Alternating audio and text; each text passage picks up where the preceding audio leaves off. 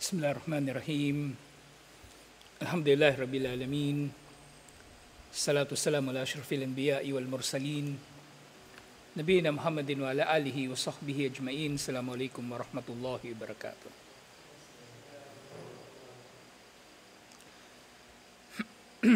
So ngayon nakita insyaAllah, tiyatalakay natin yung kabanata, Babu Qawlillahi Ta'ala, wa minan nasi may yattakhidu min dunillahi andada yuhibbunahum kahubbillah.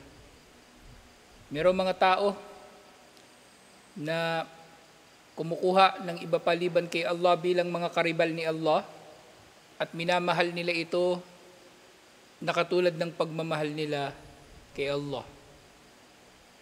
So yung pangunahing dalil dito, yung doon nga sa aya na binasa natin nung nakaraan, alhamdulillah. Kul in kana aba'ukum wa abna'ukum wa ikhwanukum wa azwajukum wa ashiratukum wa amwalun iktaraftumuha wa tijaratan takshawna kasadaha wa masakina tardawnaha ahabba ilaykum minallahi wa rasulihi wa jihadin fi sabilihi fatarabbasu hatta ya'ti Allahu bi amrihi. Kung ang inyong mga magulang o ang inyong mga anak, kapatid, asawa, mga kamag-anak, yaman na inyong natipon, negosyo na kinatatakutan ninyong malugi, mga bahay na gustong-gusto ninyong tumira rito, kung ang walo na ito ay mas minamahal ninyo kaysa kay Allah sa kanyang sugo at sa jihad, ay maghintay kayo hanggang sa dumating ang utos ni Allah. So may kinalaman din sa aya na ito ang isang hadith. Iniulat ni Anas radhiyallahu anhu, iniulat ito ni Imam al-Bukhari at Imam Muslim, la yu'minu ahadukum hatta akuna ahabba ilayhi min waladihi wa walidihi wan nasi ajmain.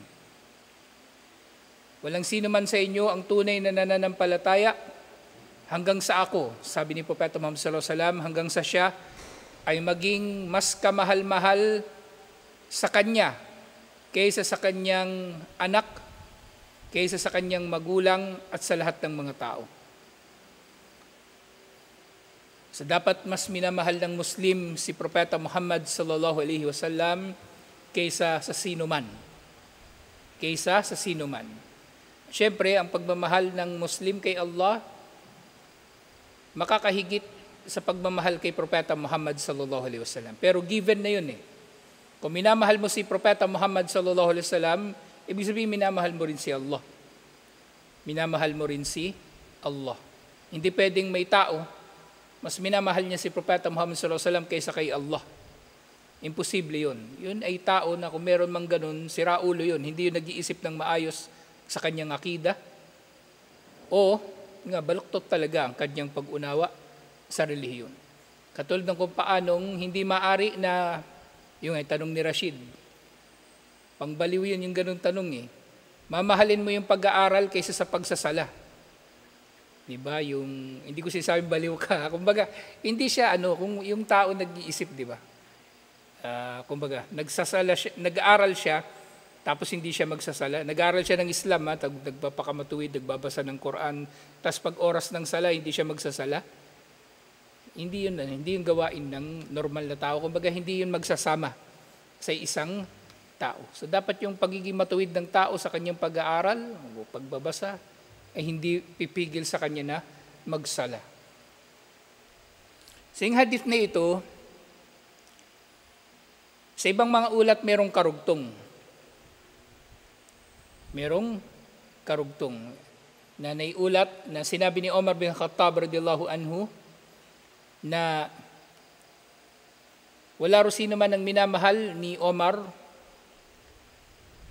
nang higit pa sa pagmamahal niya kay Propeta Muhammad sallallahu alaihi wasallam liban na lang sa kanyang sarili. Ibig niya sabihin, mas mahal niya ang kanyang sarili kaysa kay Propeta Muhammad sallallahu alaihi wasallam. Pero nabanggit nga ito. Walang sino man ang tunay na nananampalataya hanggang sa mas mahalin niya si Propeta Muhammad sallallahu alaihi wasallam kaysa sa kanyang anak, kaysa sa kanyang magulang, sa lahat ng mga tao, kahit sa kanyang sarili. So mas mamahalin ng tao si Propeta Muhammad sallallahu alaihi wasallam. Sa kahulugan ng hadith na ito, akhbara sallallahu alaihi wasallam anna al-insana la yakunu atiyan bil imanil wajib hatta yukaddima mahabbatar rasuli sallallahu alaihi wasallam ala mahabbati nafsihi wa aqrabin nasi ilayhi. Yan nga, sinasabi, ipinapabatid sa atin ni Propeta Muhammad sallallahu alaihi wasallam na walang sino man ang may tunay na pananampalataya. At binanggit na naman dito yung imanul wajib, yung katulad ng tinatalakay natin sa mudaharat al-mushrikin alal muslimin, na yung nagkikipagtulungan sa kuffar laban sa mga Muslim, doon pa lang sa imanul wajib, wala na siya nun. Yung imanul wajib, eto na yung mga pinaniniwalaan na kapag meron ka nito, Muslim ka nang maituturing. Muslim ka na maituturing. Imanul wajib. At syempre, mas mataas doon, yung mas mataas pa na uri ng pananampalataya, yung nga imanu bil ghaib, katulad na nababanggit sa mga aya sa Quran ng paulit-ulit, alladhina yu'minuna bil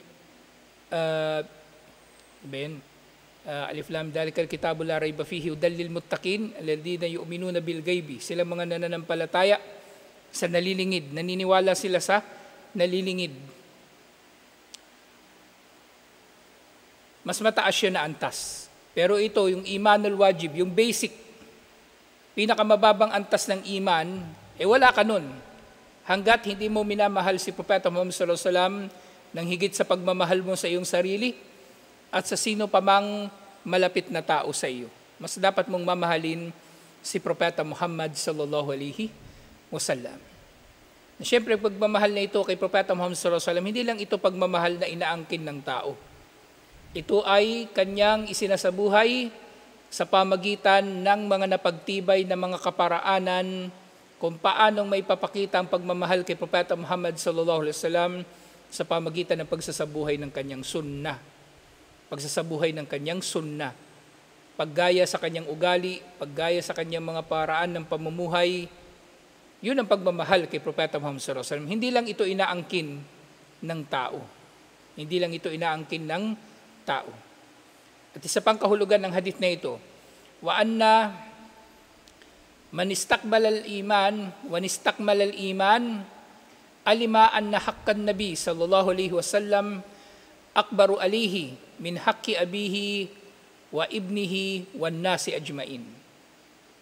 Na sino man naganap ang kanyang pananampalataya, inshallah, ito na nga, kanina imanul wajib, kung meron kang kahit imanul wajib lang, dapat mas minamahal mo si Propeta Muhammad sallallahu alaihi wasallam. Kung mas mataas pa na antas doon, ang iyong iman, ganap ang iyong iman, inshallah, maaring nandun ka pa sa antas ng ihsan, dapat alam mo, na ang karapatan ni Propeta Muhammad sallallahu alaihi wasallam ay mas matindi para sa iyo kaysa sa karapatan ng sino man, katulad ng iyong ama, anak, o ng sino pa mang tao, kahit ng iyong sarili.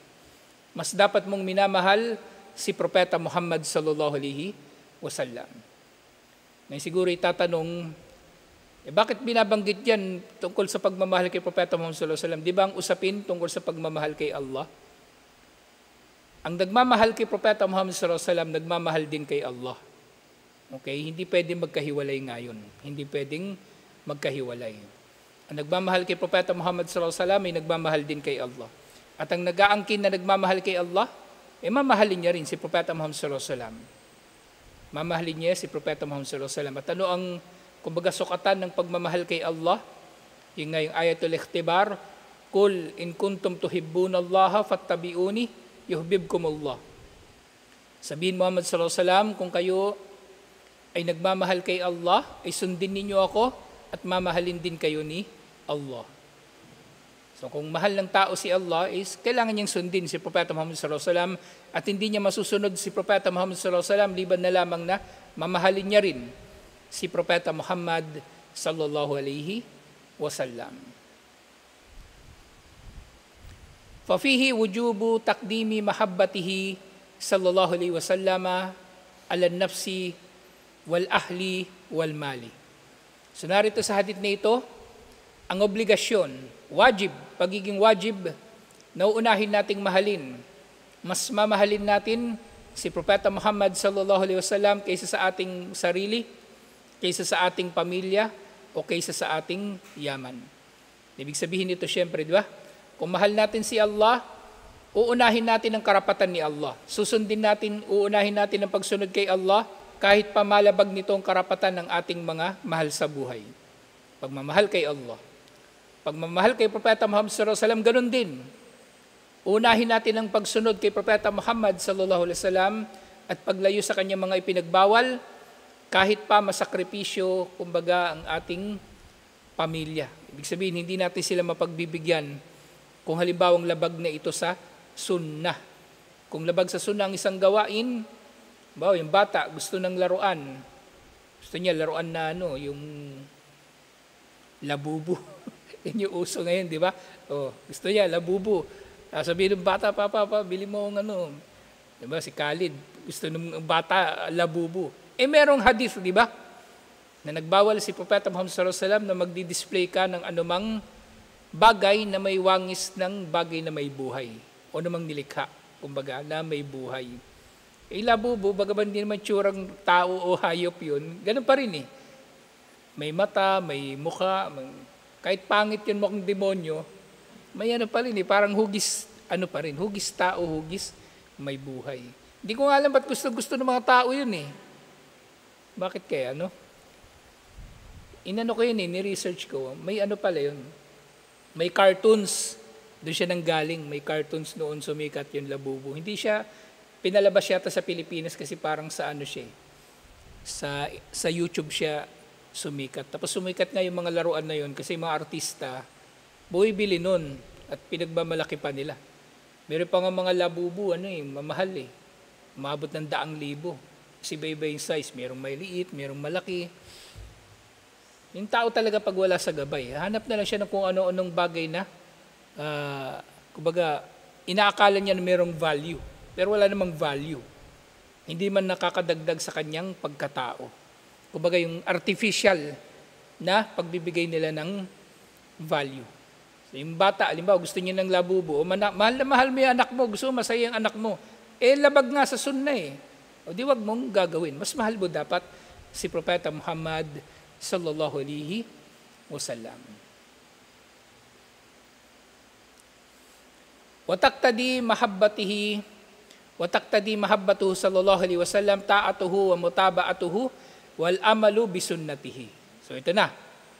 Ang pagmamahal kay Propeta Muhammad sallallahu alaihi wasallam ay nangangahulugan lamang ng pagsunod sa kanya, yung yung pagsunod sa pinag-utos niya, pagsunod sa pinag-utos niya. Mutaba'atuhu, yung mutaba'a, ito na yung kumbaga yung parang kasi ito, magkakasing kahulugan itong tatlo na ito eh. Kumbaga, pagsunod sa pinag-utos niya. Mutaba'a, pagsunod sa kanyang sunna, at yung amalu bi sunnatihi, pagsasabuhay ng kanyang sunna. Ito lang ang kahulugan ng pagmamahal kay Propeta Muhammad sallallahu alaihi wasallam.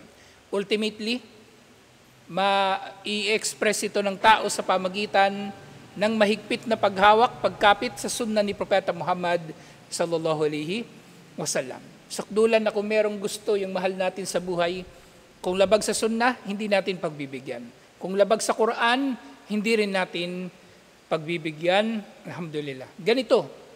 Ganito ang pagmamahal kay Propeta Muhammad sallallahu alaihi wasallam. Wa munasabatu hadal hadith lilbab, at ang kinalaman ng hadith na ito sa chapter na ito. Di ba ang chapter na ito tungkol sa mga katambal ni Allah, karibal ni Allah na minamahal ng mga musyrikin, na katulad ng pagmamahal nila kay Allah, o maaaring mangyari pang mas matindi yung pagmamahal nila sa rebulto. Parang nung nakaraan, di ba, yung Nazareno, subhanallah yung Nazareno. Yung mga tao, nagkakagulo para lang makahawak o makalapit, makapagpahid ng towel doon sa Nazareno.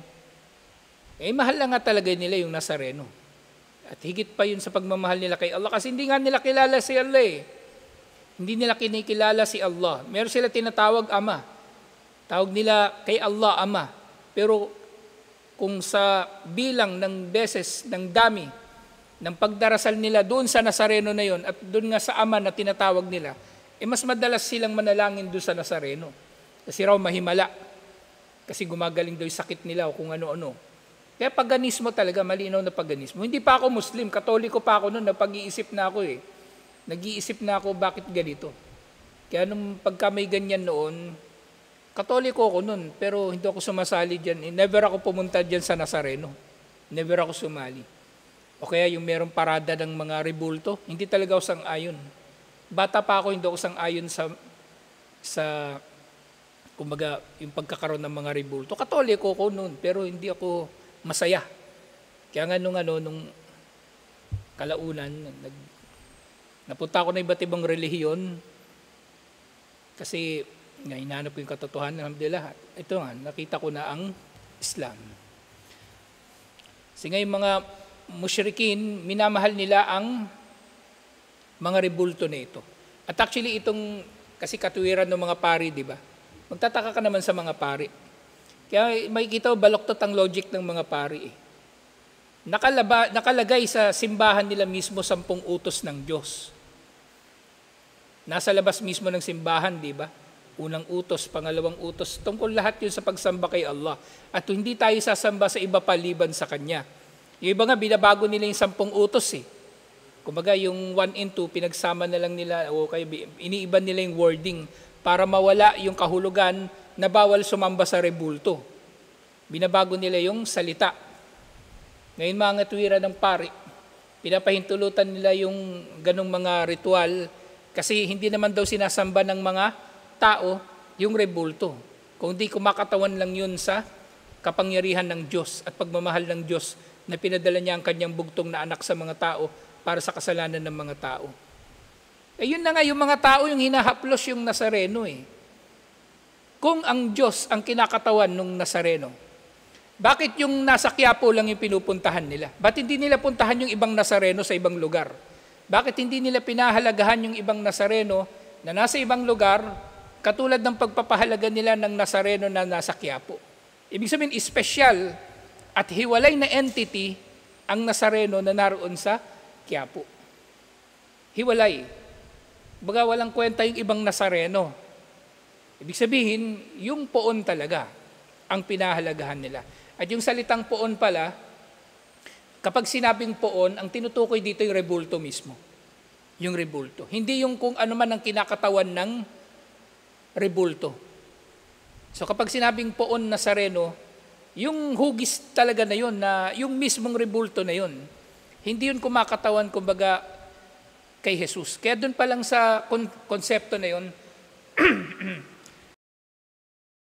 sa kahulugan ng poon, alam natin ang sinasamba yung rebulto mismo.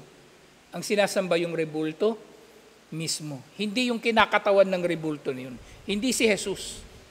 Hindi si Jesus. So gayon din, pagkatapos ng Nazareno, di ba, Santo Niño na naman ang piyesta. Doon sa Tondo, ang patron doon, Santo Niño. May sabi-sabi nga doon, itong piyesta daw ng Santo Niño, dapat merong iaalay. Kaya lagi may namamatay doon, tuwing piyesta ng Tondo. Hindi pwedeng lilipas yung piyesta nang walang namamatay. May namamatay, madalas saksak. Kasi parang, kumbaga, sabi-sabi noon, tinutulak sila ng demonyo para magpadanak ng dugo. Para daw sa Santo Niño. Totoo nga, nangyayari nga. Pero hindi ko sinasabing yun nga talaga yung dahilan. Pero nangyayari talaga na yung kanilang kagaguhan ay nauuwi sa pagpatay. Kung titingnan mo nga yung ginagawa ng mga tao sa kanilang mga rebulto, matindi talaga. Shirk talaga. At kumbaga, kamuhi-muhi. At dahil nga wala sila sa gabay, talagang tatanggapin na lang ng tao kahit ano na lang kung wala siya sa gabay. Kaya pagpasalamat natin palagi na tayo ay nasa gabay. Alhamdulillah. Ikaw, muntikan ka lang. Muntikan ka lang na wala. Alhamdulillah. Kasi biruin mo, no? Diba? Yung tao. May mga namamatay pa doon sa mga ganong Nazareno, yung kasi sobrang dami ng tao, di ba nagkaka-stampede. Walang namatay this year. Pero mga nakalipas na taon may mga namatay. Pero niya pupunta ka doon para maipagsiksikan ka sa mga tao, maapakan ka, tapos may mga sumasama pa ron, mga PWD, may matanda. Mahirapan talaga sila doon kasi nga naniniwala sila na merong himala kapag nahawakan nila ang Nazareno. Kaya makikipagpatayan yun para makalapit sa Nazareno. At meron pa akong alam na modus dyan. Yung mga, iba, pupunta doon sa Nazareno. Yung iba doon, ang daming daladalang towel, mapapansin nyo. Ginagawa pa nga nilang parang kurbata, nakatali sa katawan nila yun, yung mga towel. Kasi kapag naipahid nila yun doon, bebenta nila yun. Sabihin nila, ito yung towel na naipahid ko doon sa Nazareno, bili mo ng 500. Magkano lang bili niya yung sa good morning towel? Magkano bang yung good morning towel? Sabihin natin 20 pesos. As bibenta niya yung 500 porque naipahid sa Nazareno. Kung hindi pala naipahid talaga yun, halimbawa, kasi kupar yun, kahit ano, may isip nun eh. Di kumita pa rin siya. Basta mapagbuka lang niya na pumunta siya dun sa Nazareno, nagtiis siya dun, pero mamaya niya, yung mga binibenta niya, hindi naman talaga naipahid sa Nazareno. Naipahid lang sa sarili niya. Pawis niya yung nandun, hindi pawis ng Nazareno. Di modus, walang gabay eh. Kaya yung tao, kapag kilala niya kung ano yung anyo ng pagkaligaw, kamumuhian niya talaga ito eh. Kamumuhian niya talaga. Kaya para ma-appreciate ng tao ang gabay, kailangan mo na niyang kamuhian din ng pagkaligaw. Hindi pwede na nasa gabay ka pero hindi mo naman kinamumuhian yung pagkaligaw. Pag may Christmas party, sasali ka. Pag may batian ng Christmas, sasali ka rin. Kasi hindi pwede. Dapat, yun nga, yung alwala-awal-bara din yun eh. Kasama yun sa kahulugan nga ng Islam. Yung panghuli, di ba, doon sa kahulugan ng Islam, bara'atu minasyirki wa ahlihi. Kawalan ng kinalaman sa shirk at sa mga gumagawa nito. Kasi nga, dito sa chapter, anna mahabbatur rasuli sallallahu alaihi wasallam wajibatun tabi'atun li mahabbatillahi lazimatun laha tazidu bi ziyadatiha wa tankusu bi naqsiha. Ang kinalaman ng hadith na ito, ng pagmamahal kay Propeta Muhammad sallallahu alaihi wasallam ay wajib. Wajib. At tabi'a li mahabbatillah. Magkaugnay sa pagmamahal kay Allah. Di ba sinabi ko kanina, maaring ang tao, isipin niya o i-express niya sa sarili niya na mas mahal niya si Allah. Tama yun. Mas mahal niya si Allah kaysa kay Propeta Muhammad sallallahu alaihi wasallam. Pero in essence, in reality, kung pakiramdam ng tao, pareho niyang mahal si Allah at si Propeta Muhammad sallallahu alaihi wasallam, walang problema. Walang problema kasi hindi mo minamahal si Propeta Muhammad sallallahu alaihi wasallam, di ba na lang namamahalin mo rin si Allah? At hindi mo mamahalin si Allah ng liban na lamang na mamahalin mo rin si Propeta Muhammad sallallahu alaihi wasallam. Magkaugnay sila. Hindi ko sinasabing magkapantay, pero magkaugnay sila. Magkaugnay sila in essence, in practice. Pero bagaman kung strictly speaking, dapat nga mas matindi ang pagmamahal ng tao kay Allah. Pero sa ating relihiyon, dahil sa pantay na kahalagahan ng Quran at ng Sunnah, na napagtibay siyempre yung Sunnah ayon sa mga hadith na sahih, so maaari na, yun nga, silang dalawa ay magkasama rin sa pagmamahal natin, magkaugnay, hindi magkahiwalay na pagmamahal ang iniugnay natin sa kanila, binibigay natin sa kanila. Magkaugnay at hindi magkahiwalay. Pag minamahal mo si Allah, ibig sabihin, mahal mo si Propeta Muhammad sallallahu alaihi wasallam. Kung mahal mo si Propeta Muhammad sallallahu alaihi wasallam, mahal mo si Allah subhanahu wa ta'ala. Yun nga, ito yung ibig sabihin dito. Wajibatun tabi'atun li mahabbatillah. Lazimatun laha. Wajib, magkaugnay at hindi magkahiwalay sa pagmamahal kay Allah. At lazima. Lazima, ibig sabihin, mahalaga. Mahalaga. Na hindi mo nga maaring mahalin si Allah na hindi mo minamahal si Propeta Muhammad sallallahu alaihi wasallam. At gayon din nga ang pagmamahal kay Propeta Muhammad sallallahu alaihi wasallam, katulad lamang din ng iba pang iman, ito'y nadaragdagan sa pamagitan ng pagpapractice natin ng iba pang mga pagmamahal o pagsunod kay Propeta Muhammad sallallahu alaihi wasallam, at nababawasan sa pamagitan ng ating pagpapabaya o hindi paggawa ng mga gawain na may kaugnayan sa pagmamahal kay Propeta Muhammad sallallahu alaihi wasallam. So ganito ang katotohanan sa hadith na ito. Tungkol ito sa pagmamahal kay Propeta Muhammad sallallahu alaihi wasallam. So, siyempre, ang pagmamahal nga sa kanya ay nakaugnay at kaugnay at hindi mapaghihiwalay na pagmamahal kay Allah subhanahu wa ta'ala. Magkaugnay at hindi magkahiwalay ang pagmamahal natin sa kanila. Kay Propeta Muhammad sallallahu alaihi wasallam at kay Allah subhanahu wa ta'ala. Na mula rito, maunawaan din natin kung si Propeta Muhammad sallallahu alaihi wasallam nga dapat mas mahal natin kaysa sa ating mga sarili, ganoon din kay Allah. Mas mahal natin siya kaysa sa ating mga sarili. Mas mahal natin siya kaysa sa ating mga sarili. At yung pagmamahal na ito, syempre, ipinapakita natin ayon sa kung anong nababanggit sa mga batayan. Hindi tulad sa kuffar, yung mga kuffar, nag-iimbento lang sila ng mga ekspresyon ng pagmamahal nila sa kanilang sinasamba. Bawa ngayon, Nazareno, di ba? Sino ba nag-imbento niyan? Inimbento lang yan ng tao. Walang nababanggit sa Biblia na gawin nila yan. Sino ba nagsabi na pahiran nila ng tela yung katawan, yung krus o yung ulo o yung paa ng Nazareno? Inimbento lang nila yan. At nagbabago-bago nga yung relihiyon nila sa totoo lang. Dati, bago magka-COVID, ang tawag sa pagdalaw sa Nazareno, pahalik, kasi literal hinahalikan ng tao yung rebulto. Yaki, di ba? Paano kung yung nauna sa yung humalik, may TB, di nahawa ka. Kaya nga yung mga may kwento nun narinig ko yun, nung bata pa ako, meron daw donya, nagpunta ng Nazareno.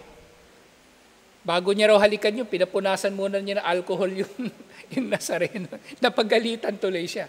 Kasi kakapahid mo doon ng alcohol, wala na, kukupas na yung Nazareno. Baka pumuti pa yun. Sa halip na itim na Nazareno, namuti na, na-bleach na, kasi pahid ng alcohol Kaya pinagbawalan nila yung pahalik. So ngayon pagpupugay na lang, hinahawakan nila yung krus, yung paa, na doon sa likod ng altar ng Nazareno, actually, di ba simbahan ng Nazareno, yan yung altar. Meron daan doon sa likod, pwede ka umikot doon, mahawakan mo na yung paa niya, tsaka yung likod ng krus. So, yun yung tawag nilang pagpupugay. Kapag dinadala yung Nazareno doon sa Quirino Grandstand, yun din yung ginagawa doon, pagpupugay, nahawakan nila. O nung unang panahon, pahalik. Kasi literal na hinahalikan talaga yung poon. At ang salitang poon sa Tagalog, yung rebulto mismo ang tinutukoy doon. Yung rebulto ang pinahahalagahan. Ang rebulto ang sinasamba. Hindi ang sino man na kinakatawan ng rebulto na yon. Hindi si Jesus. Hindi si Jesus. Yun mismong rebulto na yon. Kasi logical na patunay na ang sinasamba talaga nila rebulto, hindi si Jesus. Kasi kung si Jesus ang sinasamba nila, at ang rebulto kumakatawan nga lang kay Jesus, katulad na binanggit ko kanina, di pahalagahan din nila iba pang mga Nazareno sa ibang lugar. Pahalagahan din nila. Pero wala, hindi nila pinahalagahan yung katulad ng pagpapahalaga nila doon sa Nazareno, sa Quiapo. So tutuloy natin ito inshallah, kasi may iba pang mga hadith na may ganitong kahulugan bilang paglilinaw pa sa kabanata na ito inshallah. Assalamualaikum warahmatullahi wabarakatuh.